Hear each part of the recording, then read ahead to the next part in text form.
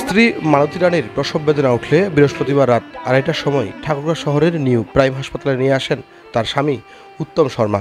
হাসপাতালের ম্যানেজার অমলচন্দ্র রায় রাতেই caesarean operation করে দেওয়ার চুক্তি করে হাসপাতালে ভর্তি করেন। এরপরে চিকিৎসকের পরিবর্তে নিজেই ব্যথা কমানোর ওষুধপত্র লিখে দিয়ে চলে যান ভাগ্নির বিয়েতে। এরপরে তিনি আর আসেননি। এদিকে রাতভর প্রসব বেদনায় ছটফট করে চিকিৎসকের অপেক্ষা করতে করতে পেটেই মারা যায় বাচ্চা। স্বজনদের অভিযোগ, হাসপাতালের অবহেলার কারণে মারা গেছে বাচ্চা। হাসপাতালের ম্যানেজার রোগী ভর্তির পর বিয়ে বাড়িতে চলে যাওয়া কর্তব্যরত নার্সদের একাধিকবার ডেকেও না পাওয়াকেই বাচ্চার মৃত্যুর জন্য দায়ী করছেন রোগীর স্বজনরা। আমাদের এখানে মহিলা ছিল, ওর দায় আনি কিন্তু ওই পাশের রুমে ছিল, পাশের রুমে ছিল ওই যে বললো আর কি, আমি আর তোমার রুগীরা মারা গেলে। এখন আমার বউকে প্রাইম মেডিকেল হাসপাতালে নিয়ে আসি। এখানকার যিনি ম্যানেজারের সাথে আমি আগে কন্ট্রাক্ট করছিলাম। ম্যানেজার বলছে ঠিক আছে, সমস্যা নেই, চলে আসেন।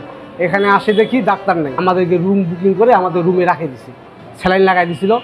আমি তৎক্ষণাৎ নিচে নামছি, ডাক্তারকে ম্যানেজারের সাথে কন্ট্রাক্ট করছি, নার্সের সাথে কন্ট্রাক্ট করছি।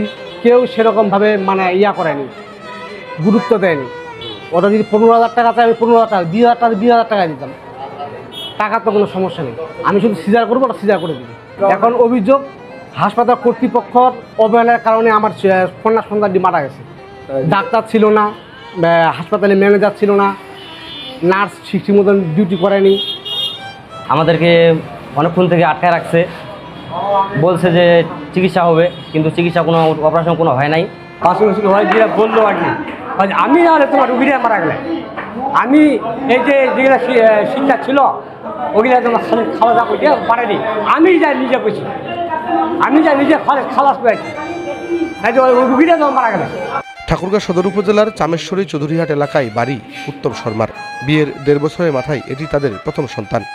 শুক্রবার সকাল থেকে বারবার মোবাইল করেও ম্যানেজারের দেখা পাননি রোগীর স্বজনরা। রিসিভ করে নাই দেখেন।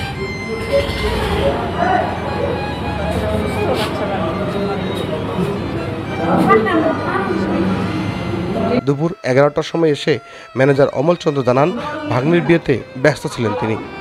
আমার বাসায় ধরেন যে বিয়ে চলতেছে, আমি ধরেন যে রাত্রিবেলা এখান থেকে গিয়েছিলাম বাসায়, আমার ভাইস্তির বিয়ে।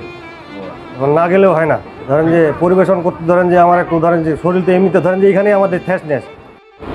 ওনারা ধরেন যে আমাকে ফোন দিয়েছিল রাত 10:30 11টার দিকে যে আমরা আসবো। তারপরে আমি বললাম যে আসেন, তারপরে বলছে ডাক্তার তো থাকবেই। আমি বললাম ঠিক আছে আসেন, আছে ডাক্তার। আমরা ধরেন যে রাত 2টা পর্যন্ত এখানে অপারেশন চলছিল আমাদের এখানে। তারপরে ধরেন যে ফোন দিল যে আসতেছি আমরা। শেষমেশ ওনারা পৌঁছাইল রাত 2:40 স্যার বলে গেল যে এত রাত্রে আর কেস করবো না, চলে গেলাম বাসায়।